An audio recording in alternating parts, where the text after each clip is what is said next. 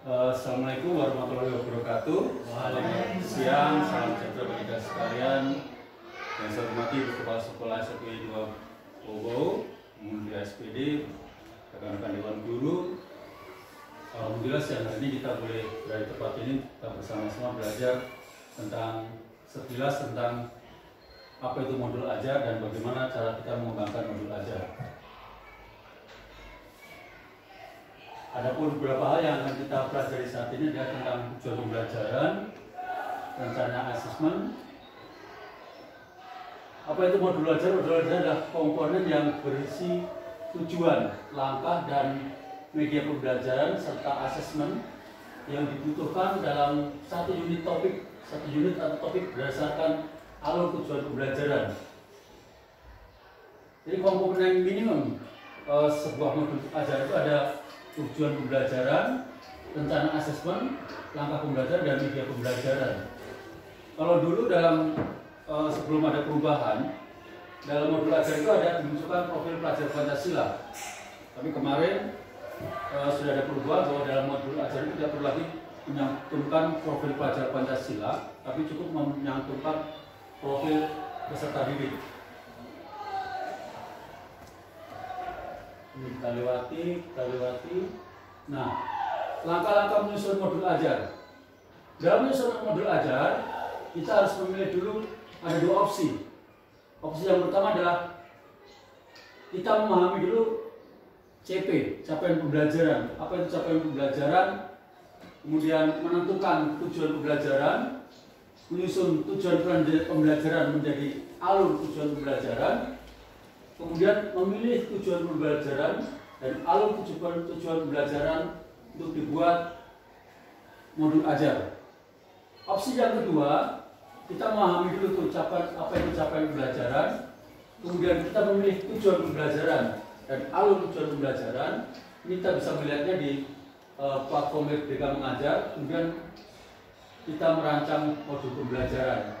Nah, dalam hal ini kita akan mengambil opsi yang kedua, yaitu memahami capaian pembelajaran, memilih tujuan pembelajaran dan alur tujuan pembelajaran yang tersedia di PLM, dan merancang pembelajaran dan asesmen. Memahami yang pertama adalah memahami capaian pembelajaran. Nah, bagaimana cara kita menemukan capaian pembelajaran? Kita bisa melihat dalam platform Merdeka Mengajar.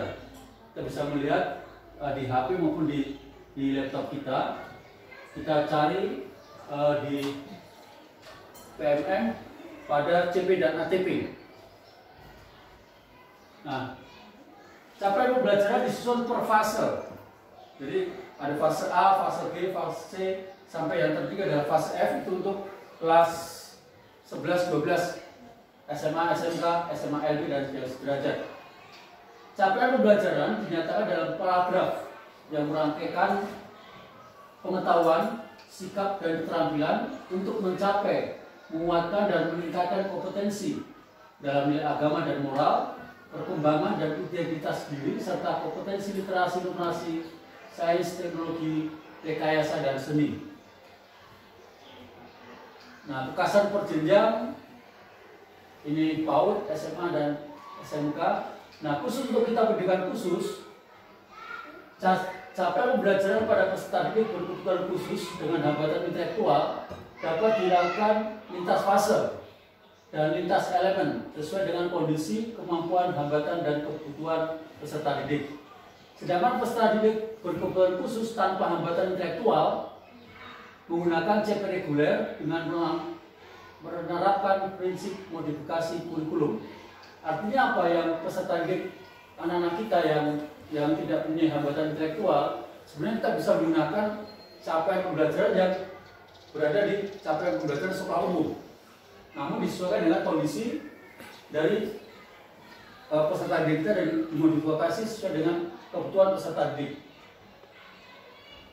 Nah, ini fase-fase pembelajaran dalam satuan pendidikan umum.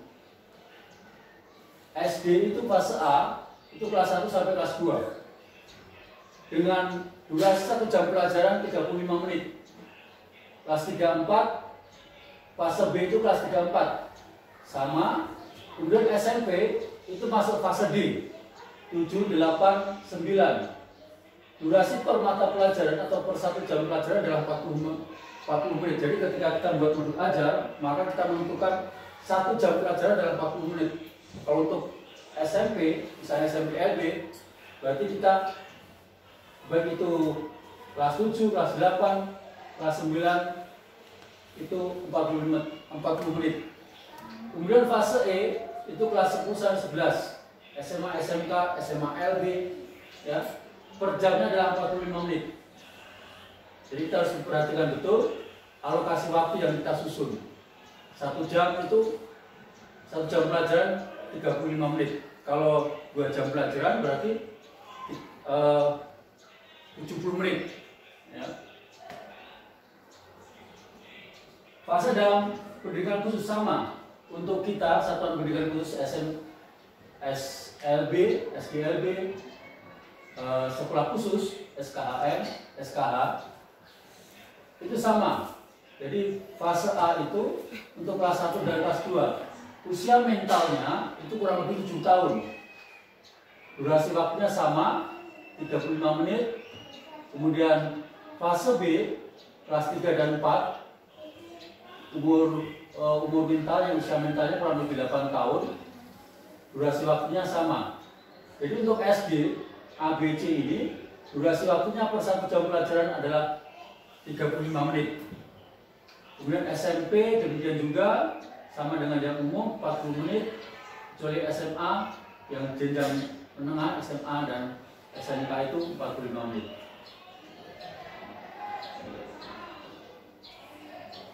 Nah, ada berapa pilihan cara menentukan tujuan pembelajaran. Kita membuat tujuan pelajaran sendiri dan mengalurkannya menjadi alur tujuan pembelajaran. Menggunakan contoh-contoh tujuan pembelajaran pada dokumen ATP yang sudah disediakan Kemendikbudristek. Nah, yang ini kita bisa melihat menggunakannya berdasarkan yang ada di PMM, atau sekarang sudah ada yang terbaru yang pernah saya bagikan ke teman-teman. Kemudian memodifikasi contoh-contoh tujuan pembelajaran. Nah, ini kalau kita membuka di platform Merdeka Mengajar, kita memilih yang kalau misalnya kita menggunakan ATP dan TP dan ATP yang tersedia di platform Merdeka Mengajar. Tujuan pembelajaran, capaian pembelajaran diturunkan menjadi tujuan pembelajaran yang lebih operasional dan konkret. Tujuan pembelajaran adalah deskripsi pencapaian 2 komponen utama, yaitu kompetensi dan lingkup materi. Ya. Kompetensi adalah kemampuan atau keterampilan yang perlu ditunjukkan dan didemonstrasikan oleh peserta didik. Kemudian lingkup materi adalah konten dan konsep utama yang perlu dipahami pada akhir 1 unit pembelajaran. Contohnya misalnya, peserta didik dapat memperkirakan dan membulatkan bilangan ke nilai tepat terdekat sampai 999.999. Atau peserta didik dapat mengobservasi, menentukan dan menggambar sisi jajar dan sisi berpotongan pada sebuah data.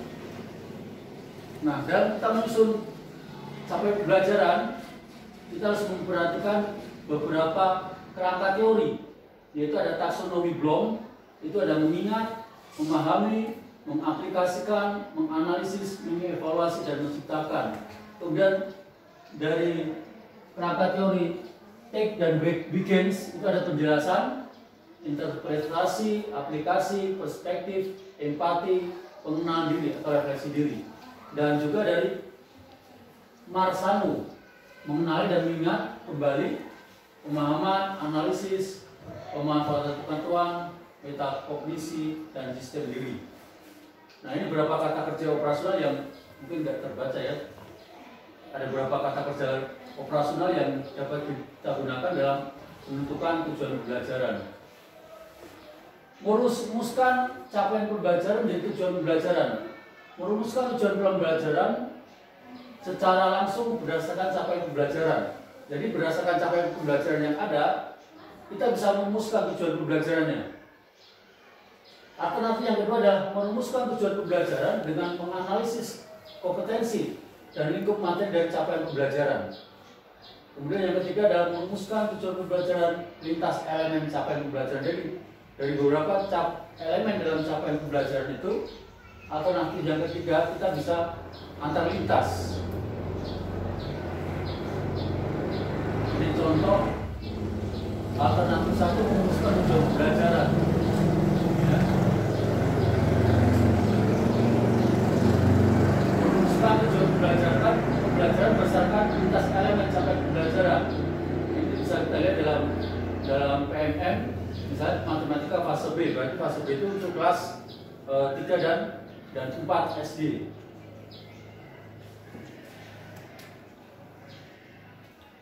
Nah, membuat tujuan pembelajaran sendiri dan mengalurkannya menjadi TP.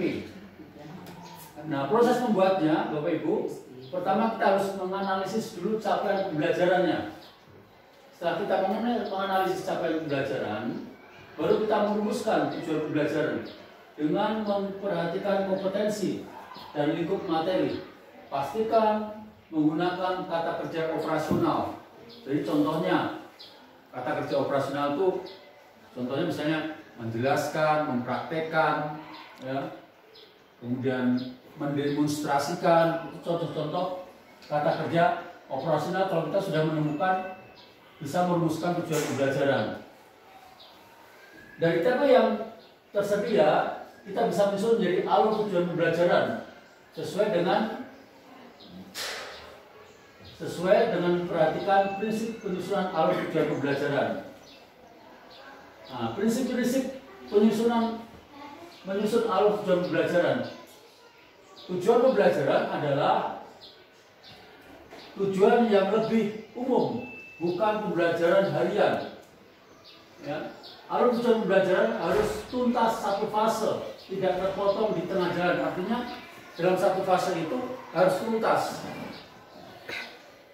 Kemudian alur tujuan pembelajaran dikembangkan sesuai karakteristik dan kompetensi yang dikembangkan setiap mata pelajaran.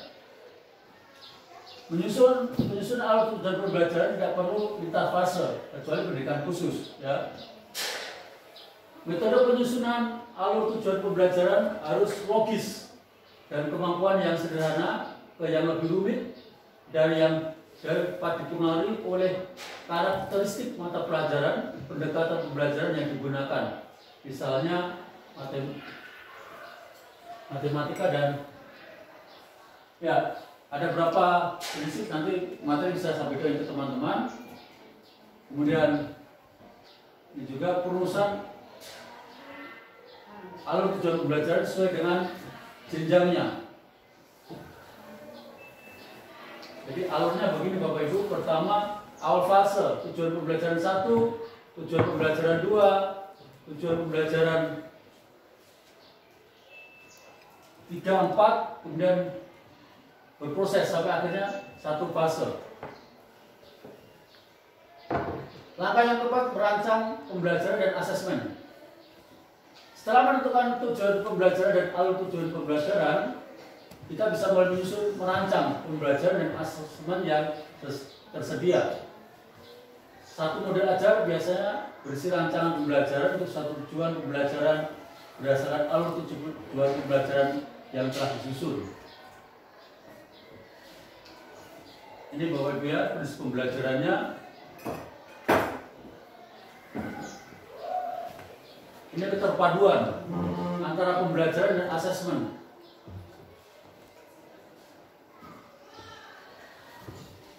Teknik-teknik asesmen yang dapat diadaptasi yaitu ada teknik observasi, kinerja, proyek, tes tertulis, kemudian tes lisan, penugasan, portofolio. Ada juga rubrik, checklist, catatan anekdot, grafik perkembangan. Nah, asesmen itu ada dua, yaitu asesmen formatif dan asesmen sumatif. Asesmen formatif ini biasanya dilaksanakan pada saat proses pembelajaran berlangsung. Jadi dalam proses pembelajaran ini, guru bisa melakukan proses penilaian kepada siswa, misalnya dengan memberikan pertanyaan-pertanyaan yang memancing siswa untuk menjawab apa yang disampaikan dari materi tersebut. Atau bisa juga kalau kita dulu dalam RDP ada dalam rancangan pembelajaran kita mengenal namanya persepsi. Jadi memancing anak untuk mengingat kembali pelajaran. Nah, dalam tes formatif ini, asesmen formatif ini selama pelaksanaan pembelajaran bisa kita lakukan dengan cara apa? Dengan berbagai metode tadi. Misalnya dengan checklist, memperhatikan dengan observasi. Misalnya selama pembelajaran ini anak-anak bagaimana? Dia pasif, aktif, sering bertanya, atau hanya justru dia mengganggu temannya. Nah, asesmen sumatif ini dilaksanakan ketika satu akhir tujuan belajar diselesai.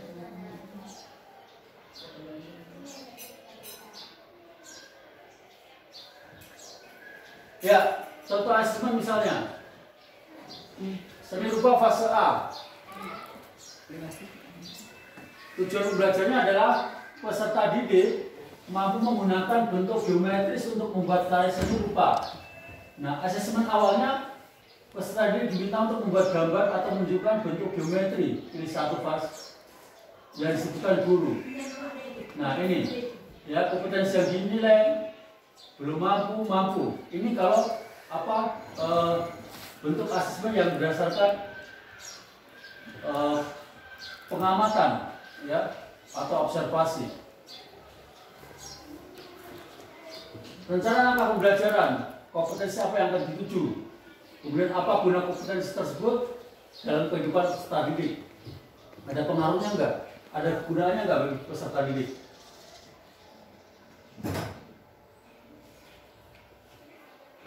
Ketika kita menyusun sebuah modul, kita harus juga memperhatikan ini pembelajaran berdiferensiasi, di mana pembelajaran itu kita juga harus memperhatikan keberadaan peserta didik, pembelajaran yang terpusat pada peserta didik, di mana dalam proses tersebut kita mengakomodasi kebutuhan peserta didik yang berbeda-beda, posisi awal pemahaman yang berbeda-beda, agar apa tujuan pembelajaran dapat tercapai. Berapa hal yang perlu diperhatikan dalam diferensiasi pembelajaran, yaitu fleksibilitas, kemudian ya, beberapa jenis diferensi yang perlu dilakukan Bapak Ibu selama proses belajar itu diferensiasi konten atau materi yang akan diajarkan, kemudian diferensiasi proses cara mengajarkan, kemudian produk keluaran atau performa apa yang akan dihasilkan. Jadi kita misalnya satu kelas, kalau kita bersama-sama mengajar yang biasa kita lakukan setiap hari, nah mungkin materinya bisa sama, tapi prosesnya bisa berbeda-beda. Misalnya Eka berbeda dengan Evan. Ya mungkin sama-sama materinya adalah menulis, ya sama-sama menulis. Tapi prosesnya, diferensiasi prosesnya berbeda. Kita memperlakukan Eka berbeda, kita memperlakukan Evan berbeda, kita memperlakukan mereka Mirado dengan Zaza berbeda. Ini kemudian juga produknya, hasil yang didapatkan apa dari proses pembelajaran diferensiasi tadi. Ini beberapa contoh, kalau kecil ya, bisa dulu.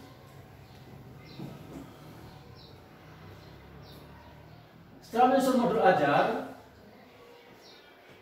kita menggunakan pertanyaan-pertanyaan apakah tujuan asesmen sudah selaras, apakah diferensiasi yang kita rancang sudah sesuai dengan tujuan dan kegiatan utama. Ya, demikian Bapak Ibu, bagaimana sekilas kita menyusun modul ajar. Nah, prakteknya bagaimana? Nanti hasilnya kita mengaplikasikannya, sehingga kita secara bersama-sama bisa belajar membuat modul ajar secara sederhana, supaya kita bisa memahami. Saya kira demikian. Kalau mungkin ada pertanyaan dari teman-teman.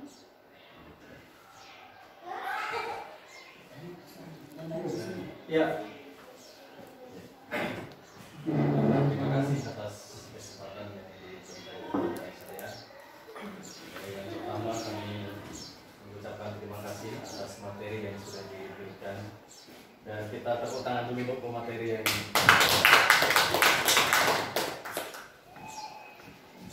kemudian yang selanjutnya pertanyaan tentang yang kita hadapi sehari-hari dalam anak-anak kita, yaitu tentang menentukan apa tadi, capaian pembelajaran. Ya. Capaian pembelajaran. Nah, capaian pembelajaran ini apakah yang menentukan itu dari pemerintah, dari sekolah, ataukah dari guru itu sendiri? Itu yang pertama. Kemudian yang kedua, mungkin kita dikasih contoh tentang cara satu pelajaran saja, mungkin bahasa Indonesia atau apa, sehingga itu nanti bisa menjadi bahan kami untuk mengembangkan. Kalau ada satu contoh misalnya mulai dari capaian kemudian tujuan, ya, sehingga kami guru-guru bisa membuat modul yang sederhana yang sesuai dengan karakteristik siswa yang kita hadapi sehari-hari. Demikian, terima kasih. Ya, saya jawab dulu pertanyaan pertama tentang capaian pembelajaran. Capaian pembelajaran kita sekolah hanya mengembangkan tujuan pembelajaran dan alur tujuan pembelajaran. Tapi ada bisa juga alternatif tujuan pembelajaran atau alur tujuan pembelajaran bisa kita mengambil dari apa yang telah dicapai oleh pemerintah. Nah, untuk capaian pembelajaran murni kita mengambil dari apa yang sudah disiapkan oleh pemerintah. Kemudian untuk contoh modulnya saya coba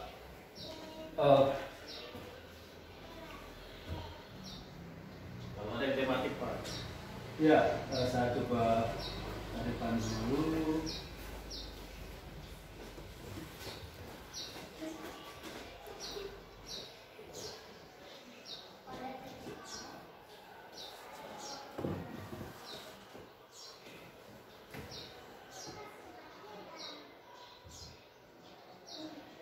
Nah, ini contoh modul ajar yang kemarin saya bikin pada saat Bintek pengembangan modul ajar. Jadi, alhamdulillah teman-teman, kita di Boboni, kalau teman-teman buka PMM di perangkat ajar, modul ajar saya ini dengan Ibu Tri sudah ada di PMM. Jadi sudah boleh dikatakan sudah lolos kurasi, bisa digunakan untuk peserta didik. Cuma karena kemarin pada saat pendaftaran saya tidak memilih kekhususan apa, tapi begitu muncul keluar saya sebagai peserta, saya masuk di Tunadaksa. Kemarin saya agak kebingungan untuk mencari profil peserta didik karena kita tidak ada siswa Tunadaksa sebelum Eka masuk. Nah, ini contohnya.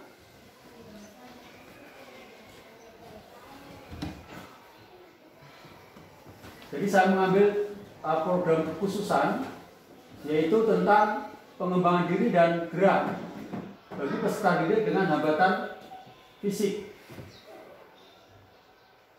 Ini profil peserta didiknya. Ini siswa ini saya ambil dari siswanya ini, SLB Tatomasi. Jadi ini Andini dan siapa, Vira. Ini Andini dan Vira.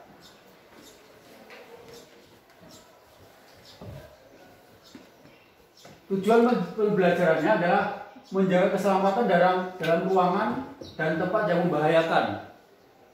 Ada KKTP-nya, kriteria ketuntasan tujuan pembelajaran. Menyebutkan tempat atau ruangan yang dapat membahayakan keselamatan diri di jalan raya. Mohon maaf teman-teman, tidak jelas ya. Menunjukkan tempat-tempat yang dapat membahayakan keselamatan diri di jalan raya. Jadi ini semacam tujuan pembelajarannya. Nah, langkah-langkah pembelajarannya, peserta didik menjawab pertanyaan pematik dari guru untuk menunjukkan gambar peristiwa kecelakaan. Jadi ini bagian awal dari proses asesmen formatif. Jadi anak-anak bisa dibuatkan contoh gambar ini, kemudian mereka menjawab apa yang bisa mereka ceritakan dari gambar kecelakaan ini. Ya, ini contoh modul ajar yang sederhana.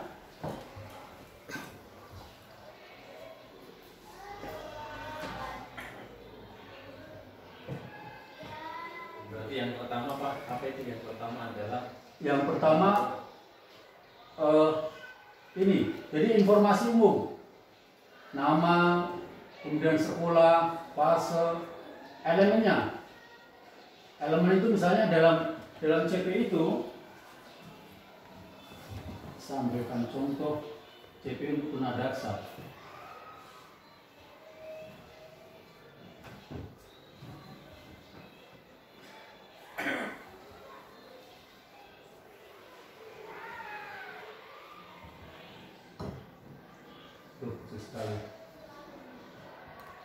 Jadi ini capaian pembelajaran yang terbaru yang ada dalam buku yang kita punya yang tebal itu. Ini adalah yang terbaru untuk tunadaksa, capaian pembelajaran yang terbaru.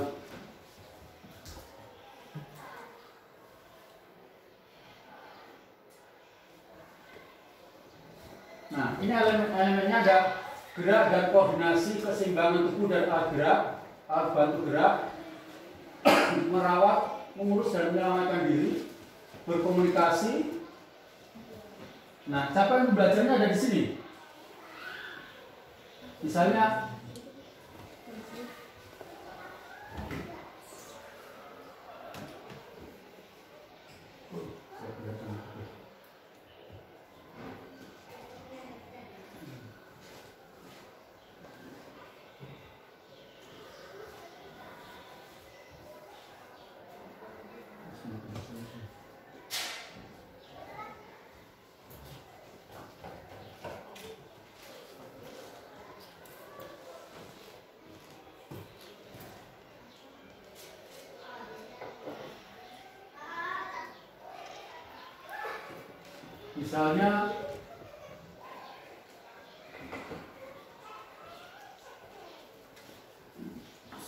ini elemen gerak koordinasi, keseimbangan tubuh dan alat bantu gerak.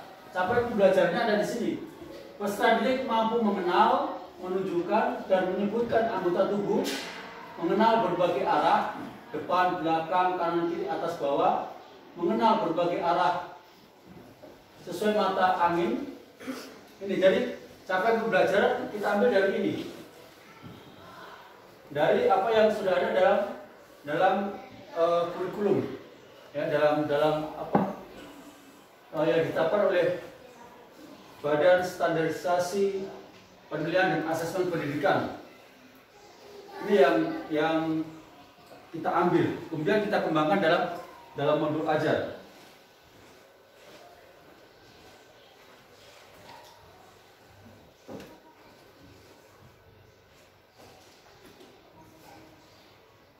Sebenarnya dalam modul ajar yang sudah jadi ini, ini sebenarnya lebih sederhana.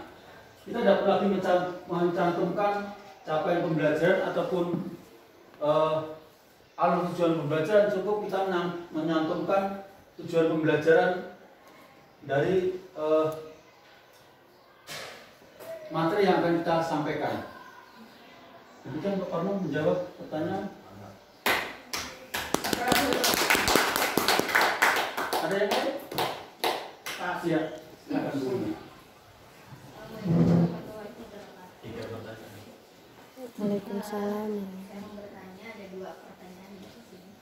Karena saya termasuk guru yang baru berkecimpung gitu di dalam pendidikan khusus ya, khusus SD. Saya masih bertanya-tanya soal modul ajar bagi siswa yang memiliki berbagai hambatan, misalkan tunagrahita dan tunarungu. Apakah bisa digeneralisasikan, dibuatkan dalam satu modul ajar saja? Jadi tidak, misalkan masing-masing untuk tunagrahita 1, untuk tunarungu 1, atau bisa dijadikan satu modul ajar untuk berbagai kebutuhan. Yang pertama.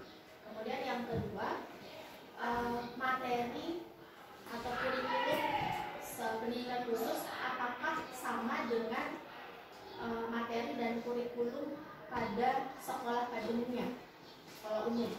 Misalkan kalau yang saya lihat untuk materi di kelas 4 di sekolah umum, misalkan ada perubahan unit zat, apakah sama dengan materi di sekolah luar biasa?